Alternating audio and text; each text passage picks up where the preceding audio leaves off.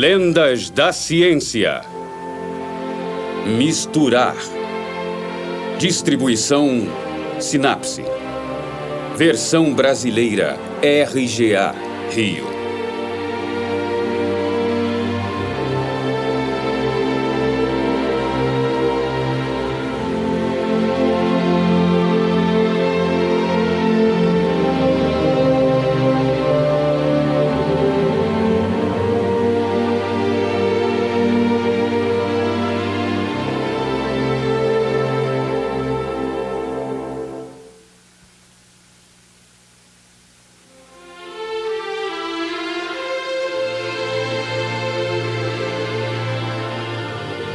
O livro das palavras da Terra.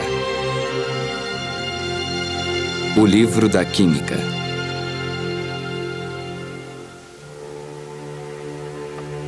A Terra Azul flutua no espaço. Do que é composta a Terra?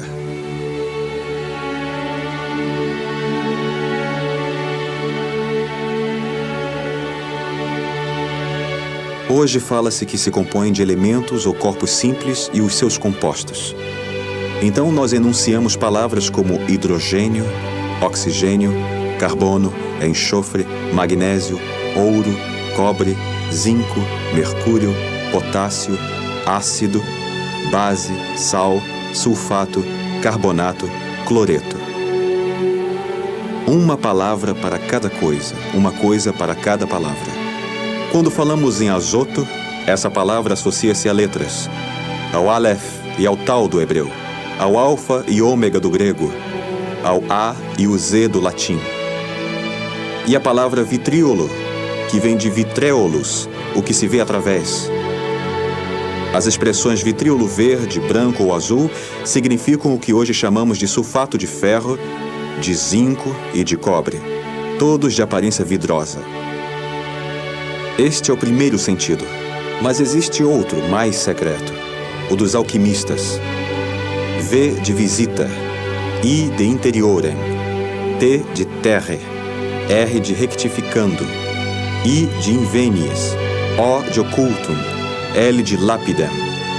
Visitar o interior da terra e, por retificação, descobrirás a pedra filosofal. Não sabemos mais a que operações este alfabeto se refere. Perdemos a chave desta linguagem. Como ele deve ser lido ou compreendido? Nós esquecemos a sua legenda. Vamos visitar o interior da Terra. Vamos avançar e deixar a astronomia de lado. Já não é mais um planeta. Avançamos ainda mais para observar os mares e os continentes. Agora somos cartógrafos ou geógrafos.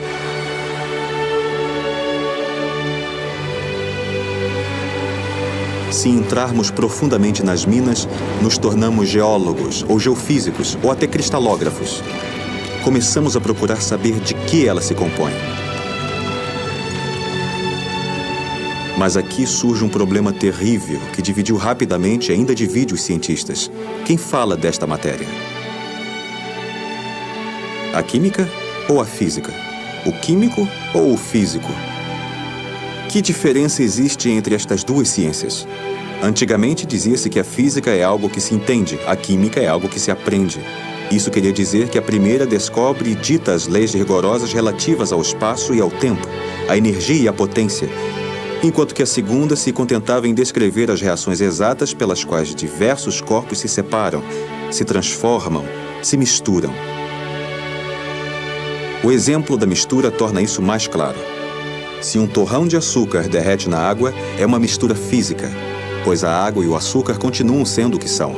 Mas quando o açúcar se torna álcool, etileno, carbono, hidrogênio e depois ácido carbônico, ele se transforma por reação química. A formação das palavras químicas procura descrever ao máximo a formação das coisas. A química procura fazer com que as palavras correspondam às coisas, pois a sua intenção sempre foi formar uma língua exata para designar os vários corpos que constituem a matéria e a maneira como eles são compostos.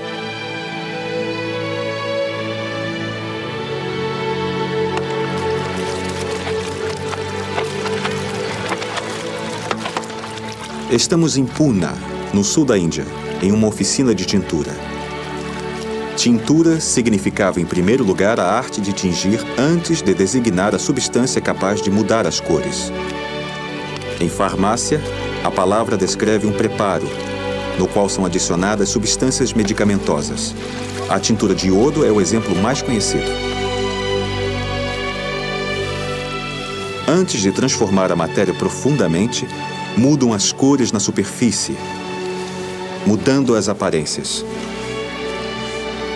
Isso leva rapidamente à questão do falso.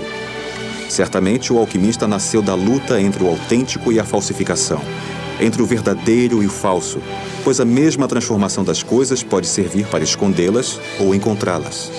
A mesma ciência pode servir aos ladrões e aos policiais. A mesma substância serve como veneno ou remédio. A mesma língua pode mentir ou dizer a verdade. Por isso surgiu a ideia de se criar uma língua secreta, a dos alquimistas. Tão secreta que não sabemos se a entendemos de fato. O que é o elixir ou a pedra filosofal? As flores de Júpiter seriam dióxido de estanho? Gestação equivale à reação? O banho-maria estaria repetindo a receita de Maria, a judia? Através destas perguntas colocadas por esta ciência vã e perdida que é a alquimia, pode-se entrever o início das verdadeiras questões trazidas hoje pela verdadeira ciência, a química. Que potência? Para quem e com que finalidade? A química suscita grandes reticências, pois temos medo de deixar a natureza que nos parece verdadeira. Evitamos o factício e o artifício que nos parecem falsos.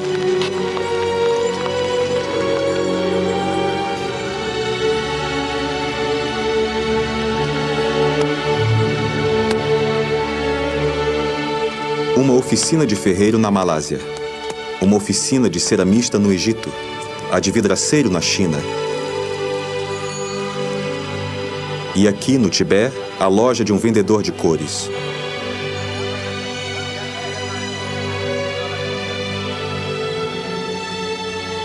O ceramista trabalha frio. O ferreiro e o vidraceiro precisam de um forno. Nenhuma oficina ou laboratório de químicos pode funcionar sem fogo. Só calor intenso pode atingir o interior da Terra, chegar às entranhas da matéria e trocar as ligações íntimas dos corpos entre eles. Pesquisador ou industrial, o químico vem da grande dupla linhagem destes artesãos e também dos farmacêuticos. Ele explica a Terra, os dois gêneros de corpos que a ocupam, as coisas inertes e os seres vivos, já que a química se divide em química orgânica, a dos derivados do carbono, e em química mineral, a dos outros corpos.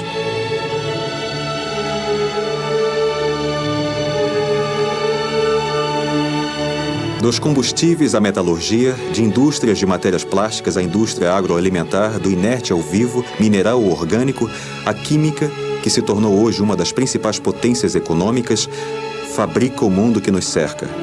Óculos, roupas, automóveis, tintas, colas, silicones, vidros, filmes, cosméticos, remédios, açúcares, álcool, hormônios, vitaminas. Ela trata de nós, alimenta nossos filhos. Isso tudo além da bioquímica, de onde nascem novos seres vivos.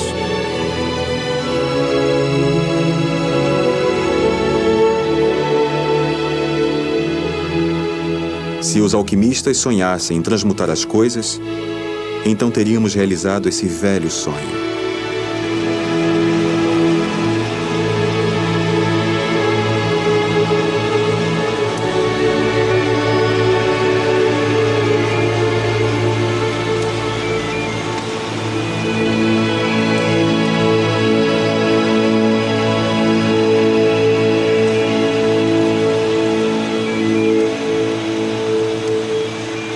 Através de espectógrafos, os telescópios restituem a composição química das estrelas.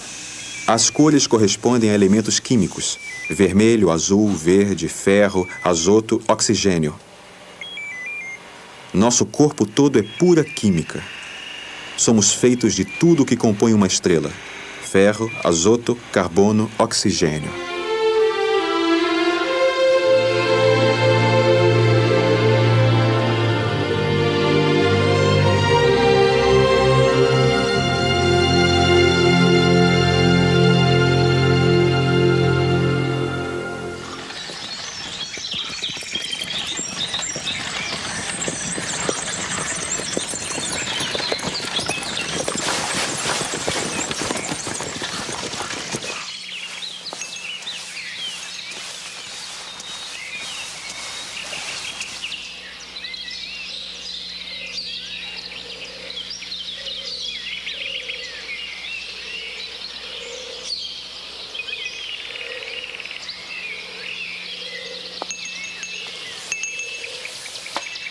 Em 1704, Isaac Newton publica A Ótica. E nela, ele considera não só os fenômenos da luz, como os da biologia e da geologia. Mas no final da Ótica, Newton descreve as suas preocupações ou as questões que restam a resolver. E a última nos faz passar da física teórica ou experimental da ótica para a química. E a pergunta de Newton é a seguinte: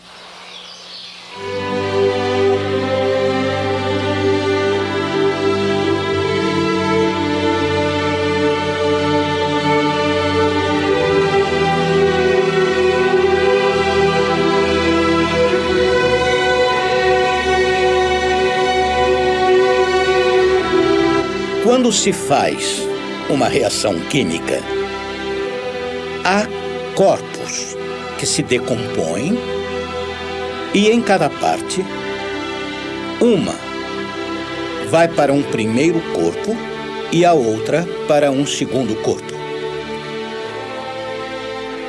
Como é possível haver uma espécie de escolha? Que um elemento tenda para um lado e outro elemento para outro. Parece que esses corpos têm uma afinidade. E quando se fala em afinidade, costuma-se dizer que um homem ama tal mulher em detrimento de tantas outras e que uma mulher ama tal homem em detrimento de tantos outros. Ele ou ela tem uma afinidade por escolha. Portanto, existiriam forças de atração, mas estas seriam eletivas. E também existiria uma força repulsiva, o que deixa Newton pouco à vontade, na medida em que parece haver apenas uma força geral. Não existe uma força diferente que atrai a Terra para o Sol, nem outra que atrai Marte para o Sol, ou outra de Vênus para o Sol, ou ainda outra da Lua para a Terra. Existe apenas uma força chamada gravitação, que é uma lei universal, já que é a mesma força exercida em todos os corpos do universo. Mas em química, como é possível um corpo se dividir e escolher o cloro em vez do sódio? Então, Newton teria se voltado para a química? Então, houve um Newton secreto. Houve um Newton, figura pública, que teve um sucesso extraordinário, e outro Newton secreto. No final das contas, percebe-se que a quantidade de personagens de Newton voltados para a alquimia é muito maior do que os de Newton voltados para outras ciências. Afinal, ele teria passado muito mais tempo fazendo experiências no forno dos alquimistas do que calculando e deduzindo de sua força a totalidade dos movimentos do universo. E a verdadeira questão então surgiu, e surgiu em dobro. Em relação à força de atração, de gravitação universal, será que esta força descoberta por Newton teria servido de modelo para entender as forças de atração entre os elementos químicos quando combinados? E nesse caso, passa-se de um mundo conhecido para o desconhecido ou o contrário. Newton, alquimista, teria procurado a vida inteira as forças que atraem determinados elementos para outros, ou as forças de repulsão que fazem com que se dividam. E cansado de procurar em vão a medida e a natureza das coisas, Newton teria tentado aplicar para o universo inteiro uma ideia desse tipo e teria caído no caso simples da gravitação universal. Quando o sal de tártaro escorre, escreve Isaac Newton, este efeito seria produzido por uma atração entre as partículas de sal de tártaro e as partículas de água que flutuam no ar em forma de vapor? E como o salitre ou o vitríolo não escorrem, será por falta de atração?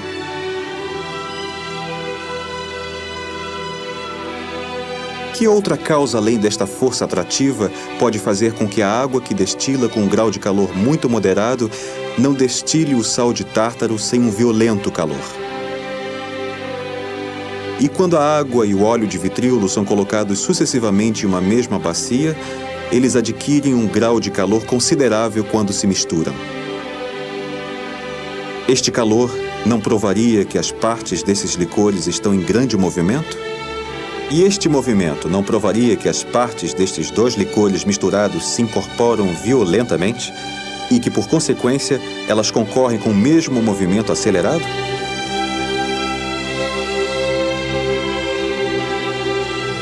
Saturno, chumbo. Júpiter, estanho. A Lua, prata. Sol, ouro. Marte, ferro. Vênus, cobre. A Terra, o conjunto. Aqui estão dispostos, como em tabelas, os nomes dos planetas relativos aos dos metais. As notas musicais relativas às cores da ótica. Violeta, ré. Púrpura, mi. Azul, fá. Verde, sol. Amarelo, lá. Laranja, si. Vermelho, dó. O peso dos corpos, escreve Isaac Newton, não depende em nada de sua forma e de sua textura. Pois se estes pesos variassem com a forma, eles seriam maiores ou menores, em função das diferentes formas, apesar da quantidade de matéria ter sido a mesma. Ou seja, aconteça o que acontecer à matéria, ela conserva a massa de uma forma ou de outra, sob tal ou tal aspecto. É o que passou a se chamar de conservação da massa. Esse é o fundamento do trabalho de Lavoisier. Nada se perde, nada se cria, tudo se transforma.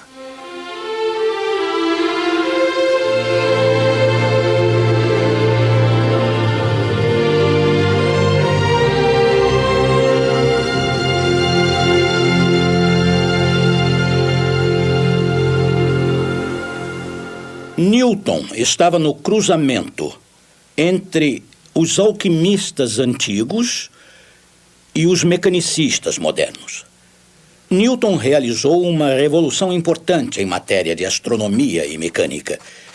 Vivendo de 1743 a 1794, Lavoisier está no cruzamento da Revolução Política, a Revolução Francesa, e uma revolução científica quase análoga. Lavoisier acordava cedo de manhã, como todos os grandes produtores. Trabalhava de 6 às 8. Das 8 da manhã às 6 da tarde, cuidava de suas ocupações administrativas ou financeiras e se entregava à pesquisa à noite, dedicando um dia por semana à ciência. Sua mulher também participava com trabalhos de desenho, pintura e escritura para ele. Aliás, ela ficou bastante famosa. Chamava-se Marie-Anne Pouls. Ela está representada em todas as pinturas e esculturas da época. É bom lembrar que, graças à sua fortuna pessoal de coletor de impostos e fazendeiro, Lavoisier havia montado em sua casa o laboratório mais sofisticado do mundo na época. É possível que Lavoisier tenha chegado aos resultados que conhecemos por causa da exatidão e sensibilidade de suas balanças.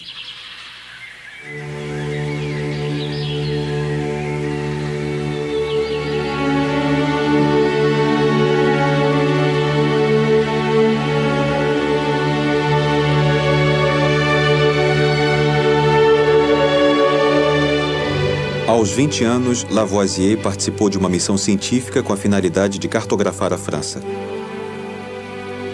Não era só para colocar as legendas nas regiões pelas quais passava, o que já era feito em todos os mapas. Ele aproveitou para analisar a água que colheu nas encostas dos Vosges. 5 anos depois, ele foi admitido na Academia de Ciências por obras como A Passagem da Água Gelada, O Trovão ou A Aurora Boreal.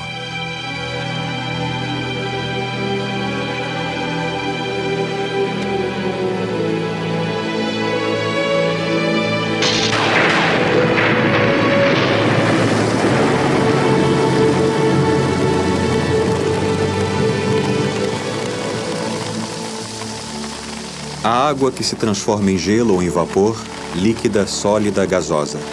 A água mostra todos os estados do planeta, cada um vive na química de nosso planeta.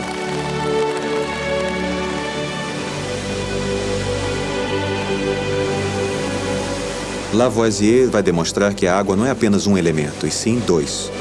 que não é um corpo simples, mas composto. 2 gases, hidrogênio e oxigênio.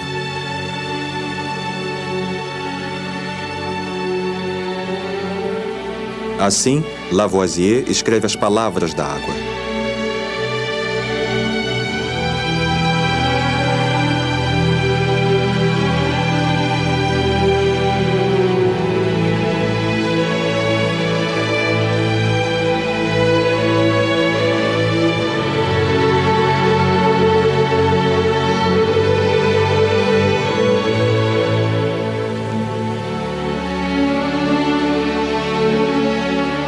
O ar, o vento sopra nas folhas, inclina as árvores, acelera o lento movimento das nuvens acima de nossas cabeças. O ar é um gás invisível que nos cerca por toda parte. Ele preenche o que nos parece vazio, uma garrafa, um vidro, uma casa. Ele cerca a Terra até uma altura de 150 quilômetros e forma a atmosfera. O ar não se vê, mas ele está sempre presente. Quando corremos, ele bate em nosso rosto quando há vento. O vento é o ar em movimento. O ar, gás sem cor nem odor, ocupa todos os espaços que nos parecem vazios. O ar é oxigênio e azoto.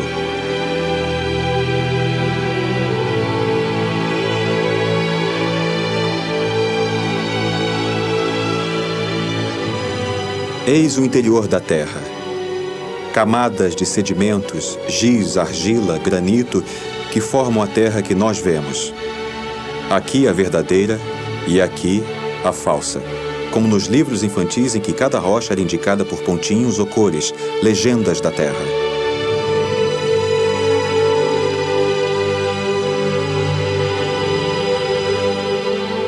Há várias terras como a cal e a barita, por exemplo. A Terra é uma mistura. É o conjunto dos elementos, das misturas. Depois de Lavoisier, estes elementos primitivos, água, ar, terra, mudam de sentido e se tornam corpos múltiplos em maior número, cerca de 30. Um século depois, haverá cerca de 100 a nomear a matéria.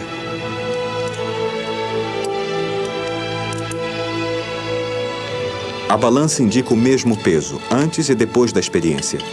Antes e depois que o estanho tenha queimado.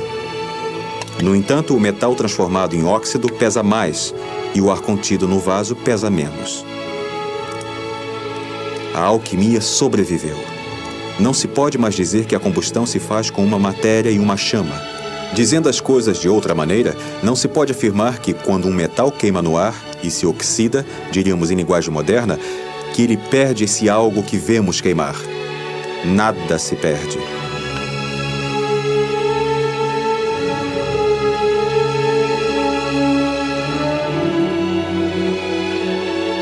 Como garantir que a chama do lampião ilumine sem se apagar? Foi preciso descobrir o que era o ar, do qual um de seus componentes ativos é um gás que se mistura com a substância que queima. Esse gás é o oxigênio e o fenômeno, a combustão. Assim que é afastado o princípio mágico da chama, do fogo que faz isso ou aquilo, as descobertas tornaram-se possíveis. A matéria se compõe e se decompõe. Ela é feita de elementos, pode ser transformada. Nada desaparece por magia. Tudo fica ali, de um modo ou de outro. Nada se perde, nada se cria. Tudo se transforma. Lavoisier nunca disse isso. Foram as descobertas que o dizem.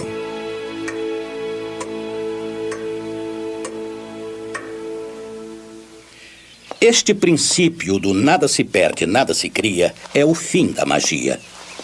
De certa forma, a magia consiste em dizer que há coisas que se criam e coisas que se perdem sem deixar nenhum rastro.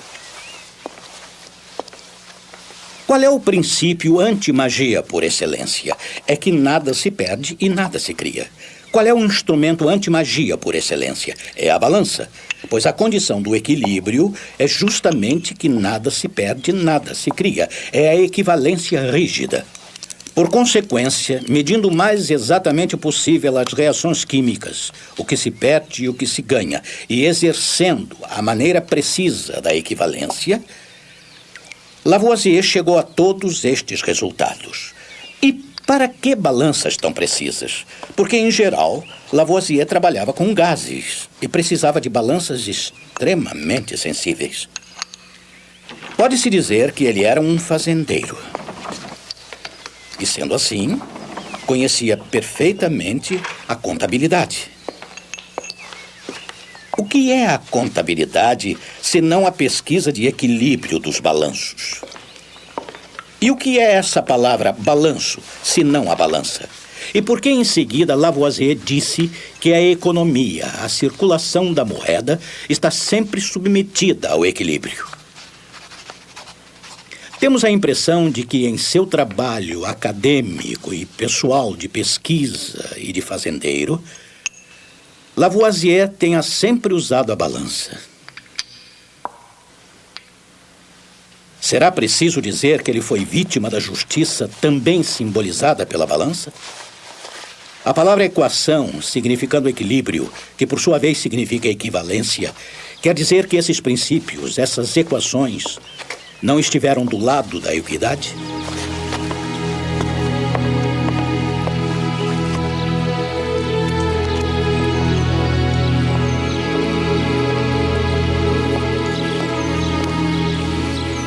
O ar não é ar. A água não é água. A terra não é terra. Todos estes elementos são misturas ou combinações químicas.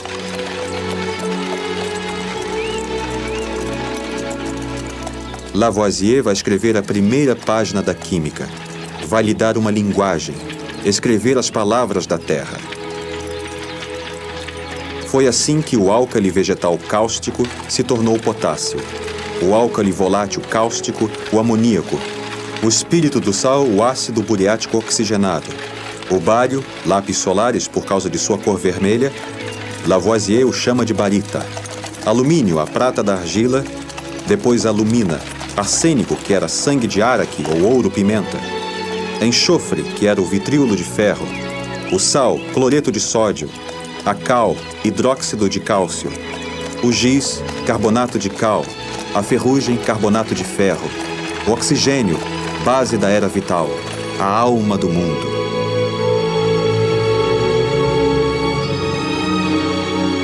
A partir de Lavoisier, sabe-se bem que o ar é uma mistura de oxigênio e de azoto e de gases raros também. É uma mistura física. Mas quando se trata de sal de cozinha, sabe-se perfeitamente que não é uma mistura, e sim um corpo constituído de tal corpo químico mais outro corpo químico. E, consequentemente, é um corpo unitário. Se examinarmos a molécula, encontraremos marcas de seus constituintes. Há uma arquitetura geométrica espacial do corpo, onde se pode ler elementos diferentes, mas que não estão misturados. A natureza é feita de elementos. Lavoisier quer dar nomes a eles, criar um novo vocabulário que será mais tarde usado pela química no mundo inteiro. Toda a natureza é esse material selvagem que se descobre ao céu aberto. Ele segue uma ordem construída com paciência em laboratório, onde reina a precisão da medida.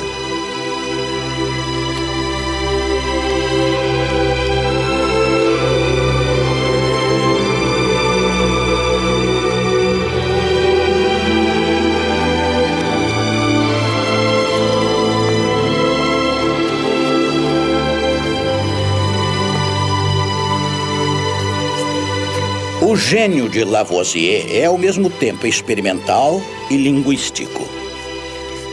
Através da mais refinada experiência, ele demonstra que os elementos não são mais elementos. É uma demonstração experimental. Por isso, somos levados a considerar Lavoisier o primeiro da química. Foi ele que lhe deu uma linguagem.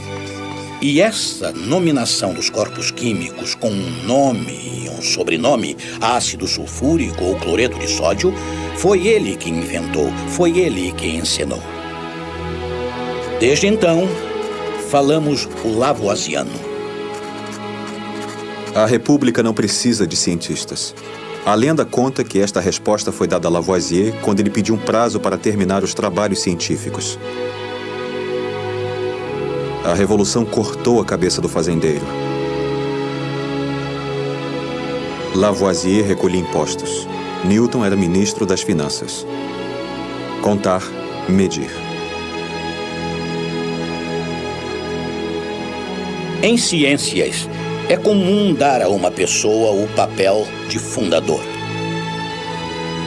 Mas Lavoisier não pode ser esta estátua enorme colocada na origem da química. É um grande químico que foi um grande experimentador. É o fim dos amadores. A partir dele, só haverá grandes profissionais, professores universitários, no fundo.